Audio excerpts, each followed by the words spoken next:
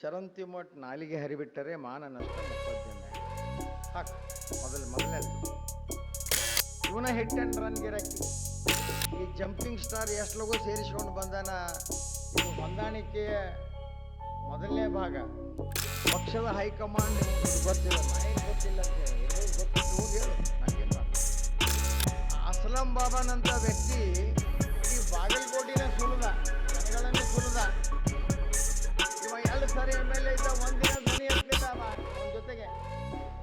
ಅವನ ವಿರುದ್ಧ, ಅಸ್ಲಾಂ ಬಾಬಾನ ವಿರುದ್ಧ ಏನು ಹೊಂದಾಣಿಕೆ ಇತ್ತೋ ಗೊತ್ತಿಲ್ಲ ನನಗೆ. ಚರಂತಿ ಮಟ್ ನಾಲಿಗೆ ಹರಿಬಿಟ್ಟರೆ ಮಾನ ನಷ್ಟ ಮೊಕದ್ದಮೆ. ಹಾಕ್ ಮೊದಲನೇದ್ದು ಮೊಕದ್ದಮೆ ಹಾಕೋದು ಬೇಕಾಗೈತೆ ನನಗೂ. ಅದನ್ನು ಎದುರಿಸುವಷ್ಟು ಶಕ್ತಿನೂ ಐತಿ.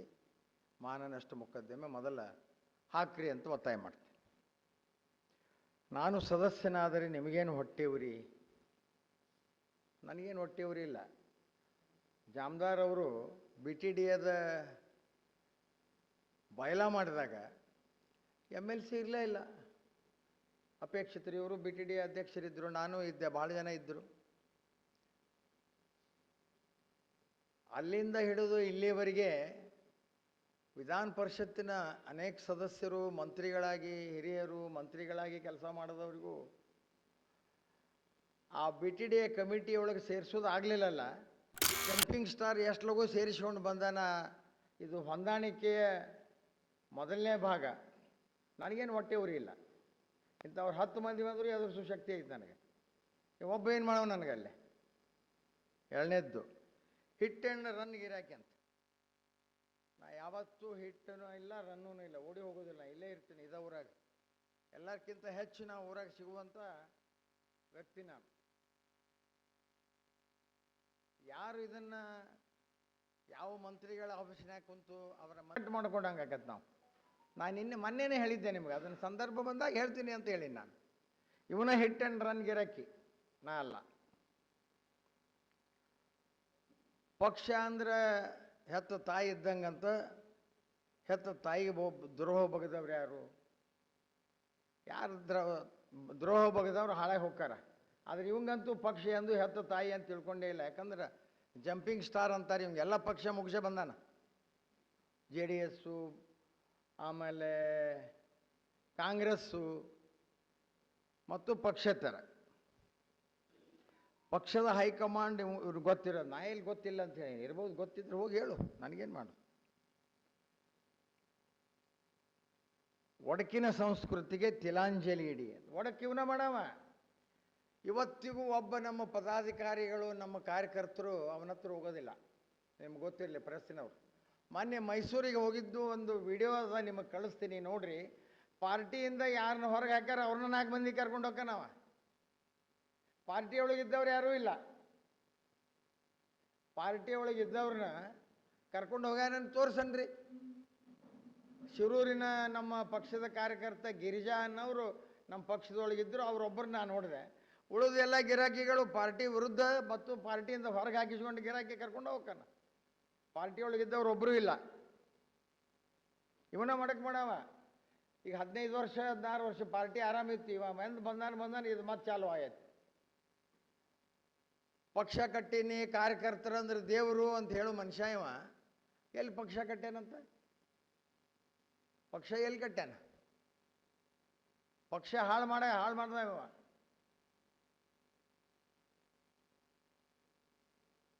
ಕಾರ್ಯಕರ್ತರಿಗೆ ದ್ರೋಹ ಬಗೆಯುವುದು ಪಾಪದ ಕೆಲಸ ಅಂತ. ಮತ್ತು ಪಾರ್ಟಿನೇ ಬಿಟ್ಟು ಹೋಗಿದ್ದೆಲ್ಲ ಕಾರ್ಯಕರ್ತರಿಗೆ ದ್ರೋಹ ಬಗೆದು. 2018ರಾಗ BJPಗೆ ಬರಬೇಕಾದ್ರೆ ಕೊನೆ ಗಳಿಗೆಯವರೆಗೂ ಕಾಂಗ್ರೆಸ್ಸಿನ ಟಿಕೆಟಿಗೆ ಪ್ರಯತ್ನ ಮಾಡಿ, MLA ಟಿಕೆಟಿಗೆ ಪ್ರಯತ್ನ ಮಾಡಿ, ದಿಲ್ಲಿಗೆಲ್ಲ ಅಡ್ಡಾಡಿ, ಎಲ್ಲ ಇಂಪ್ಲುಯೆನ್ಸ್ ಮಾಡಿ, ಯಾವುದೋ ಸಾಲಾರ್ದಕ್ಕೆ ಅಲ್ಲಿ ಟಿಕೆಟ್ ಸಿಗಲಾರ್ದಕ್ಕೆ ಇಲ್ಲೇ ಬಂದು ಗಿರಾಕಿ. BJP ಏನು ಭಾರಿ ಪ್ರೀತಿ ವಿಶ್ವಾಸ ಇದರಿಂದ ಏನು ಬಂದು ಗಿರಾಕಿಯಲ್ಲ. ಅಲ್ಲಿ ಟಿಕೆಟ್ ಸಿಗಲಿಲ್ಲ. ಸಾಕಷ್ಟು ಡೆಲ್ಲಿ, ಬೆಂಗಳೂರು ಮತ್ತು ಎಲ್ಲೆಲ್ಲೇ ಯಾವ್ಯಾವ ಥರ ಇಂಪ್ಲುಯೆನ್ಸ್ ಮಾಡಬೇಕು ಮಾಡಿದರೂ ಕೂಡ ಟಿಕೆಟ್ ಸಿಗಲಿಲ್ಲ. ಆ ಹೊತ್ತಿನಾಗ ಇಲ್ಲಿ ಬಂದು ಸೇರಿಕೊಂಡಂಥ ಗಿರಾಕಿ ಇದು. ಅದಕ್ಕೆ ಇವನ ಹಿಟ್ ಆ್ಯಂಡ್ ಗಿರಾಕಿ ರನ್ ಗಿರಾಕಿ. ಪಕ್ಷಕ್ಕೆ ಏನು ಮಾಡಿಲ್ಲ ಈ ಮನುಷ್ಯ, ಸುಮ್ಮನೆ ನಾ ಪಕ್ಷ ಕಟ್ಟೀನಿ. ಅಸ್ಲಂ ಬಾಬಾನಂಥ ವ್ಯಕ್ತಿ ಇಡೀ ಬಾಗಲಕೋಟಿನ ಸುಲಿದ, ಜನಗಳನ್ನು ಸುಲಿದ. ಇವ 2 ಸಾರಿ MLA ಇದ್ದ, ಒಂದಿನ ಧ್ವನಿ ಎತ್ತಲಿಲ್ಲ ಅವನ ಜೊತೆಗೆ. ಅವನ ವಿರುದ್ಧ, ಅಸ್ಲಾಂ ಬಾಬಾನ ವಿರುದ್ಧ ಏನು ಹೊಂದಾಣಿಕೆ ಇತ್ತೋ ಗೊತ್ತಿಲ್ಲ ನನಗೆ. ಮತ್ತು ಅವ ರಾಮ್ ಪುರೋಹಿತ್, ಅವನು ಅವ್ರ ದೋಸ್ತ, ನನ್ನ ಹತ್ರ ಬಂದಿದ್ದ ಶಿವಾನಂದ ಜಿನ್ಯಾಗ. ನಾ ಇವನ್ನ ಹೊರಗೆ ಹಾಕ್ಬೇಕಂತ ಮಾಡಿದಾಗ, ನಿಮಗೆ ತಿಂಗಳಿಗೆ 6 ಲಕ್ಷ ರೂಪಾಯಿ ಕೊಡಿಸ್ತೀನಿ, ನೀವು ಅವನು ಉಸಾಬರಿ ಬಿಟ್ಟು ಬಿಡ್ರಿ ಅಂತ ಹೇಳ್ದ ನನಗೆ ರಾಮ್ ಪುರೋಹಿತ್. ಆದರೂ ಅದನ್ನು ಬಿಟ್ಟು ಅವನು ಹೊರಗೆ ಹಾಕೋ ಕೆಲಸನ ಮಾಡಿದೆ. ಮತ್ತು ಇವರು ಕುಂತರು ಅಂದ್ರೆ ಇದರ ಉದ್ದೇಶ ಏನು? ಇದ್ರು ಅಂದ್ರೆ ಇದ್ರ ಉದ್ದೇಶ ಏನು? ಏನಾರ ಅನುಕೂಲತೆಗಳಿರ್ಬೋದಲ್ಲ. ಒಂದಿನಾರ ಅಸ್ಲಾಂ ಬಾಬನ ವಿರುದ್ಧ ಧ್ವನಿ ಎತ್ತಿದೀವ? ಅವನು ಹೊರಗೆ ಹಾಕಕ್ಕೆ ನಾ ಬರಬೇಕಾಯ್ತು. ನಾ ಬಂದಿಂದ ಹೌದಲ್ಲ, ನಾವು ಹೊರಗೆ ಹೋಗಿದ್ದು. ಪ್ರಶ್ನೆ ಅವ್ರು ಒಪ್ತೀರಂತ ತಿಳ್ಕೊಂಡಿನ.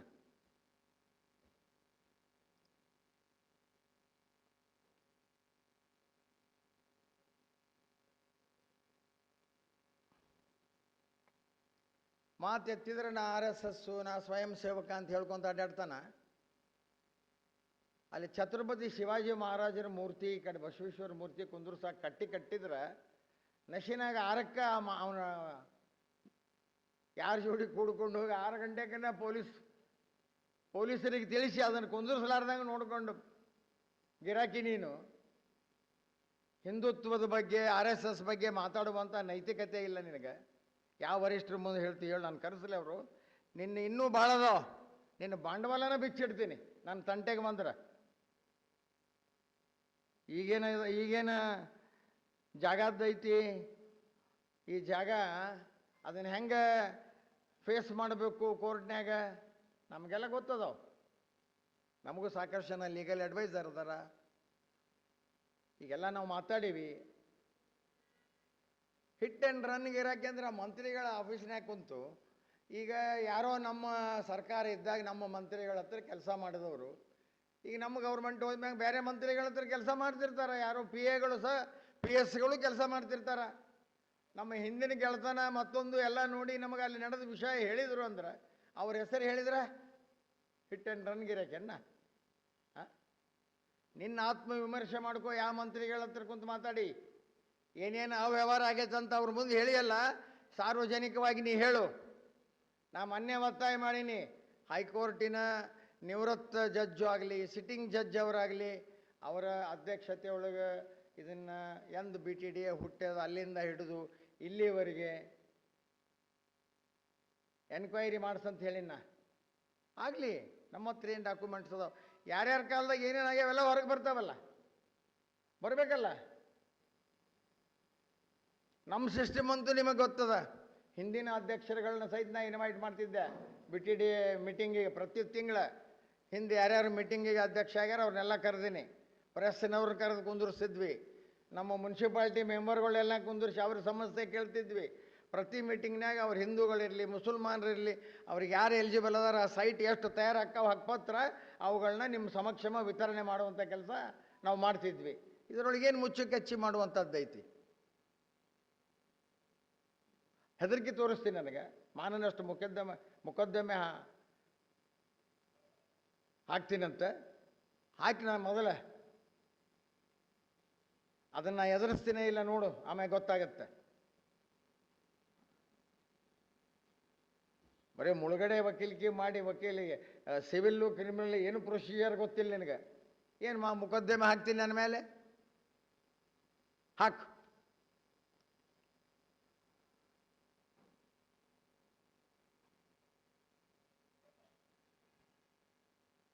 ಜನ BVV ಸಂಘಕ್ಕೆ ಸ್ವಾಮೀಜಿಗಳು ಮೊದಲು ಎಲ್ಲ ಕೆಲಸ ಮಾಡಿದವರು ಅದಾರಂತ.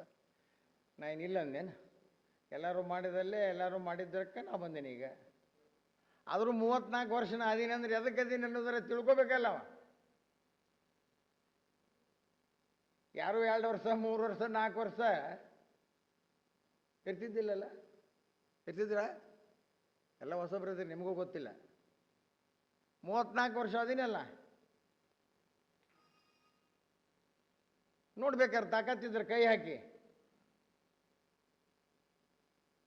ಈ ಬ್ಲ್ಯಾಕ್ ಮೇಲ್ ಉದ್ಯೋಗ ಬಂದ್ ಮಾಡು. ಇದನ್ನು ಪಕ್ಷದ ವ್ಯವಸ್ಥೆ ಒಳಗೆ ಮೊದಲು ಹೆಂಗೆ ನಡ್ಕೋಬೇಕು ಅನ್ನೋದನ್ನು ಕಲಿ. ಆಮೇಲೆ ಮಂದಿಗೆ ಉಪದೇಶ ಮಾಡು.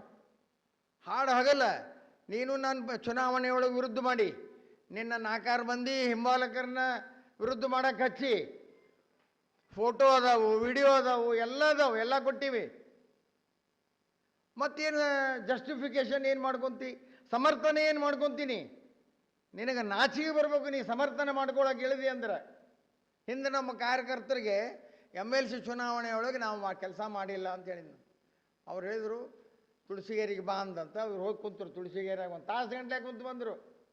2 ತಾಸು ಕುಂತಿದ್ರು, 2 ತಾಸು ಕುಂತು ಪ್ರಮಾಣ ಮಾಡಿ ಬಂದರು. ಈ ಗಿರಾಕಿ ನಾಪತ್ತೆ, ತುಳಸಿಗೇರಿಗೆ ಹೋಗಿಲ್ಲ. ತುಳಸಿಗೇರಿ ಹನುಮಪ್ಪನ ಉದ್ಧಾರ ಮಾಡಿಲ್ಲ ಗುಡಿ ದೇವಸ್ಥಾನ. ಏನು ಊರೇನು ಉದ್ಧಾರ ಮಾಡ್ತೀನಿ? ನಣೆ ಬರ ಮಂದಿಗೆ ಉಪದೇಶ ಮಾಡ್ತಿ. 2000ನೇ ಇಸ್ವಿ ಒಳಗೆ ಗೇಟ್ ಹಾಕ್ಯಾರ, ಆಲ್ಮಟ್ಟಿ ಗೇಟು. 2000 ಇಸ್ವಿ ಒಳಗೆ ಆಲ್ಮಟ್ಟಿ ಗೇಟ್ ಹಾಕ್ಯಾರ. ನೀರು ನಿಂತತಿ, ಮಂದಿ ಮನೆಯಾಗ ನೀರು ಬರಾಕತ್ತಾವು.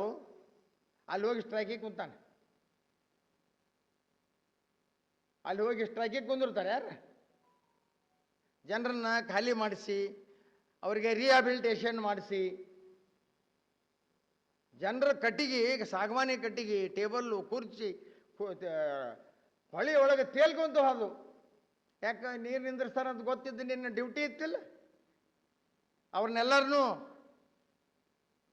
ಅಲ್ಲಿ ಖಾಲಿ ಮಾಡಿಸಿ ಬೇರೆ ಕಡೆ ವ್ಯವಸ್ಥೆ ಮಾಡೋದು ನಿನ್ನ ಕರ್ತವ್ಯ ಮರೆತು ಯಾರ್ದೋ ಮಾತು ಕೇಳಿ ಹೋಗಿ ಅಲ್ಲಿ ಸ್ಟ್ರೈಕಿಗೆ ಕುಂತಾನೆ. ಹೋಗಿ ಅಲ್ಲಿ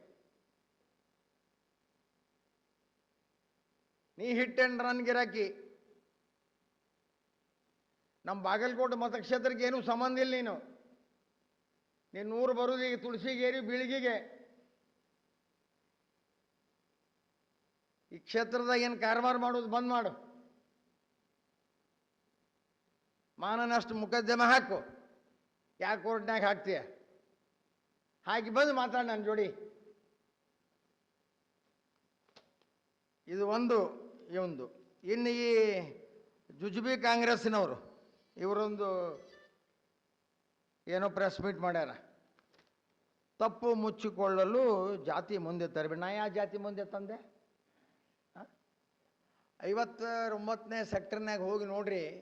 ಅಲ್ಲಿ ಒಂದು ಗಟಾರ್ ಇಲ್ಲ, ಒಂದು ರಸ್ತೆ ಇಲ್ಲ, ಏನೇನೂ ಇಲ್ಲ. ಎಲ್ಲಿ ರೋಡ್ ಅದಾವು, ಇಡೀ ನವನಗರದವ್ರು ಏನೇನು ಮನೆ ಕಟ್ಟ್ಯಾರ ಅವಷ್ಟು ಹೊಲಸು ತಂದು ಅಲ್ಲಿ ಖಾಲಿ ಇದ್ದ ಸೆಕ್ಟರ್ನಾಗ ಹಾಕಿ ಅದು ಒಂದು ಗುಡ್ಡ ಆದಂಗೆ ಆಗ್ಯದ. ಅಲ್ಲೇ ಏನು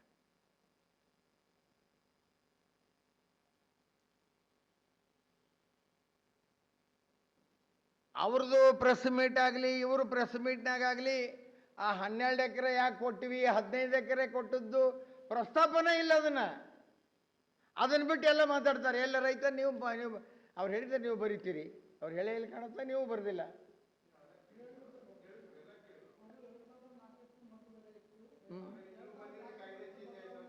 ಇವರ ಬಂದು ಕಾಯ್ದೆ ಚೇಂಜ್ ಆದಂತ.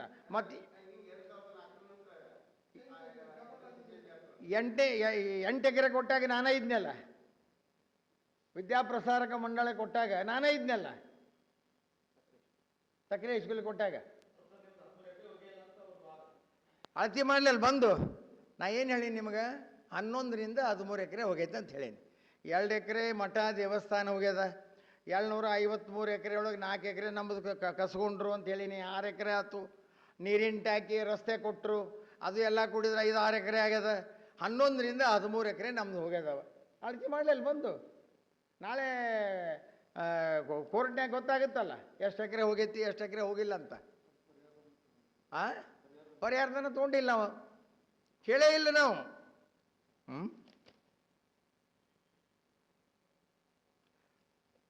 ಇವೊಬ್ಬ ದೊಡ್ಡ ಲೀಡರ್ ಆಗ. ನೀವ RSS ಹೆಸರು ಹೇಳ್ಕೊಂಡು ಬದುಕಿದ. ಅವನು ಎರಗಡು ಹೋರಾಟ ಮಾಡಿ RSS ಪೆಟ್ಟು ತಿಂದು ಕೇಸ್ ಹಾಕಿಸ್ಕೊಂಡು ಕೋರ್ಟಿಗೆ ಅಡ್ಡಾಡಿ ಏನು ಎಲ್ಲ ಹುಡುಗರು ಹೈರಾಣಾದರು, ನಮ್ಮ ಸ್ವಯಂ ಸೇವಕರೆಲ್ಲರೂ. ಈ ಗಿರಾಕಿ ಮ್ಯಾಗ ಒಂದು ಕೇಸ್ ಇಲ್ಲ. ಇವತ್ತಿಗೆ ಒಂದು ಕೇಸ್ ಆಗೈತೆ ಅಂತ ಕೇಳ್ರೆ ಒಂದು 15 ಒಂದು ಕೇಸ್ ಇಲ್ಲ ಅವನ ಮೇಲೆ. ಮಂದಿಗೆ ಬೆಂಕಿ ಹಚ್ಚಕ್ಕೆ ಹಚ್ಚೋದು, ಇವ ಅಡ್ಡಾಡೋದು. ಈಗ ಅಲ್ಲಿ ಮುಗೀತು. ಈಗ ಇಲ್ಲೇ ಮೇಟಿಯವರು ಬರೆದು ಕಾನೂನು ಸುವ್ಯವಸ್ಥೆ ಹಾಳಾಗ್ಯದ. ಹೌದಾ? ನಿನ್ನೆ ವಾಕಿಂಗ್ ಹೋಗ್ಯಾರ ಇಲ್ಲೇ ನಮ್ಮ ಸೆಕ್ಟರ್ನಾಗ. ಅರ್ಶಿಣಗೂಡಿ ಅವರೆಲ್ಲ ಹೆಣ್ಮಕ್ಳು ವಾಕಿಂಗ್ ಹೋದ್ರೆ ಅವ್ರಿಗೆ ಒಂದು 4-5 ಮಂದಿ ಬಂದು ಬೆನ್ನು ಹತ್ತಾರೆ. ಇವ್ರು ಓಡಿ ಬಂದಾರ.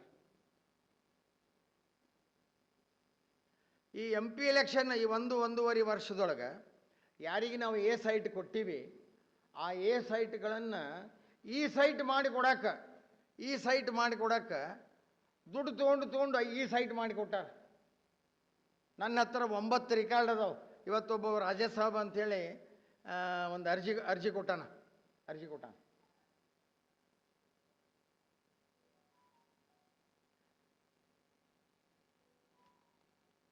92 ಮಂದಿದು 25 ಲಕ್ಷ 30 ಲಕ್ಷ ವಸೂಲು ಮಾಡಿದ್ರು. ಆ ಜಯಶ್ರೀ ಎಮ್ಮಿ DHO ಬಂದು ಅದನ್ನು ರದ್ದು ಮಾಡಿದ್ಲು ಅಂತ ಹೇಳಿದೆ. ಅದಕ್ಕೇನು ಉತ್ತರ ಇಲ್ಲ. MLA ಹಳೆಯನ ಬಗ್ಗೆ ಏನು ಹೇಳಿದ್ದಕ್ಕೇನು ಉತ್ತರ ಇಲ್ಲ. ಅವನ ಪರವಾಗಿ ಅವರು ಪ್ರೆಸ್ ಮೀಟ್ ಮಾಡಕ್ಕೆ ಬರ್ತಾರೆ. ಸ್ವಜನ ಪಕ್ಷಪಾತ ಅಂತ ಎದುರ್ದು ಸೈಟ್ ಹಂಚಿಕೆಯಲ್ಲಿ ಕಾನೂನು ಉಲ್ಲಂಘನೆ, ಕಾಂಗ್ರೆಸ್ ಮುಖಂಡರ ವಾಗ್ದಾಳಿ. ಏನು ಕಾನೂನು ಉಲ್ಲಂಘನೆ ಆಗೈತಿ? ಈಗ ಅದಕ್ಕೆ ಹೇಳಕತ್ತೀನಲ್ಲ, ಹೈಕೋರ್ಟಿನ ನ್ಯಾಯಮೂರ್ತಿಗಳ ಅಧ್ಯಕ್ಷತೆಯಲ್ಲಿ ಎನ್ಕ್ವೈರಿ ಆಗಲಿ. ನಮ್ಮ ಸರ್ಕಾರ ಇದ್ರೆ ನಾನೇ ನೇಮಿಸ್ತಿದ್ದೆ ಒಂದು ಕಮಿಟಿನ. ಈಗ ನಿಮ್ಮ ಸರ್ಕಾರ ಐತಿ, ನೇಮಿಸ್ರಿ, ನೇಮಿಸ್ಕೊಂಡು ಬರ್ರಿ ಹೋಗಿ. ಎಲ್ಲರದು ಬಂಡವಾಳ ಬಯಲಾಗಲಿ. ತಪ್ಪು ನಮ್ಮದು ಮುಚ್ಕೊಳ್ಳೋಕೆ ಜಾತಿ ಮುಂದೆ ತರಬೇಡ. ನಾಯ ಜಾತಿ ಮುಂದೆ ತಂದೇನಿ. ಸಂಸ್ಥೆ ಮುಂದೆ ನಮ್ಮ ಸಂಸ್ಥೆ ಕೊಟ್ಟಂಥ ಜಾಗನ ಇವರು ಹಾಳು ಮಾಡ್ಯಾರ ಅನ್ನೋದು ಅಷ್ಟೇ ಹೇಳಿ ನಾನು.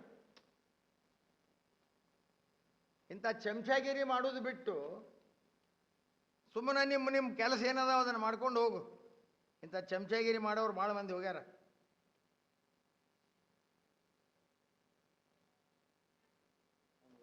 ಮನೆ ಮಕ್ಕೊಂಡಿರ್ತಾನೆ, ಆರಾಮಿಲ್ಲ.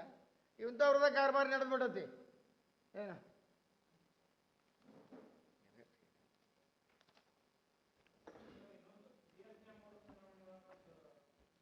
ಒಂದು DCC ಬ್ಯಾಂಕಿನವ್ರನ್ನೂ ಹೋಗಿ ಕೇಳ್ರಿ. ದೊಡ್ಡನಗೌಡ್ರು ಅದಾರ, ದೊಡ್ಡನಗೌಡ್ರಿಗೆ ಕೇಳ್ರಿ. ನಮ್ಮಿಂದ ಏನಾರ DCC ಬ್ಯಾಂಕಿನಾಗ ಅನ್ಯಾಯ ಆಗೈತನಂತ ಕೇಳ್ರಿ. ಅಥವಾ GS ನ್ಯಾಮಗೌಡ್ರಿಗೆ ನಮ್ಮಿಂದ ಅವ್ರಿಗೆ ಏನಾರ ಅನ್ಯಾಯ ಆಗೈತನಂತ ನೀವೇ ಹೋಗಿ ಕೇಳಿಬಿಡ್ರಿ. ನಿಮಗೆ ಗಾಡಿ ಕೊಡ್ತೀನಿ, ಒಮ್ಮೆ ಜಮಖಂಡಿಗೆ ಹೋಗಿ ಬರ್ರಿ, ಒಮ್ಮೆ ಇಲ್ಕಲ್ಲಿಗೆ ಹೋಗಿ ಬರ್ರಿ. ಮತ್ತು ಇವ್ಗೇನು ನೋವಾಗೈತೆ, ಇವಂಗೆ ಅವನ ಹೇಳಲ್ಲ ಏನೈತಂತ. ಚಲೋ ನೆನಪು ಮಾಡಿದ್ನಿ, ಅವ ಎರಡನ್ನು ಮರ್ತಿದ್ದೆ ನಾನು.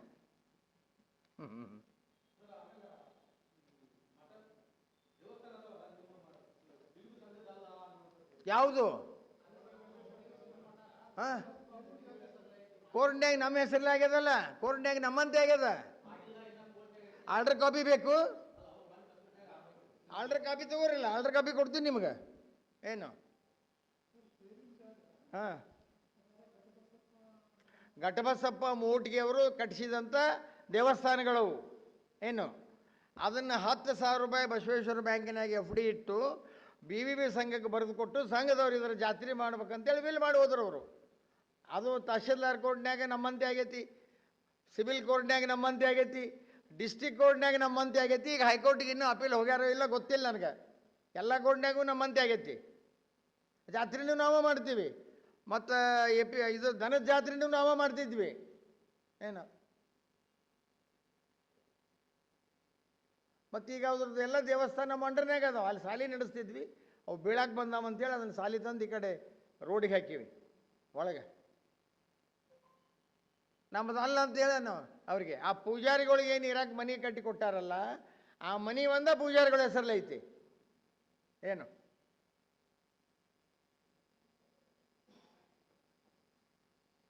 ಅದಕ್ಕೂ ದೊಡ್ಡ ಹೋರಾಟ ಮಾಡಿ ಅದನ್ನು ನಾವು ಕಬ್ಜಾ ತೊಗೊಂಡಿವಿ ಆ ಪೂಜಾರಿಗಳ ಕಡೆಯಿಂದ. ಏನಿಲ್ಲಾಂದ್ರೆ ಅವ್ರು ಪೂಜಾರಿಗಳು ನಮ್ಮದಂತ ಕೂತಿದ್ರದು. ಏನು? ಇವಾಗ ಸಂಘರ್ಷದ ಗಿರಾಕಿ ಅಂತ ಎಲ್ಲಿ ಸಂಘರ್ಷ ಮಾಡೋಣ ಏನ? ಇವಾಗ ಸಂಘರ್ಷ ಮಾಡಿದ್ದ ನೋಡಿಲ್ಲ ಒಮ್ಮೆ. ಅಸ್ಲಾಂ ಬಾಬಾನ ಕೇಸಿನಾಗ ಸಂಘರ್ಷ ಮಾಡಿಲ್ಲ, ಜನಗಳನ್ನು ಸ್ಥಳಾಂತರ ಮಾಡುವುದ್ರಾಗ ಸಂಘರ್ಷ ಮಾಡಿಲ್ಲ. ಆ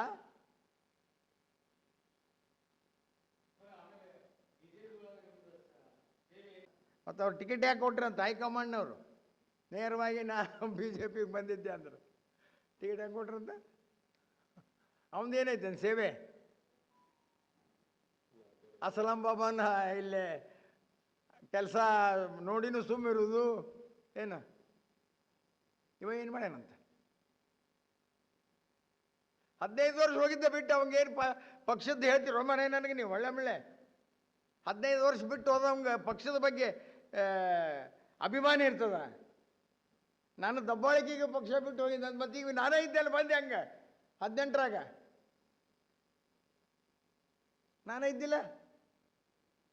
ಮತ್ತೆ ಯಾರು ಬಾ ಅಂದಿದ್ರು ನನಗೆ? ಅಲ್ಲೇ ಕಾಂಗ್ರೆಸ್ಸಿನಾಗಿದ್ದೆ ಅಂದ್ರೆ ಏನಾರು ಹಾಕಿದ್ದೆ, ಈಗ ಸರ್ಕಾರ ಬಂದಿತ್ತು.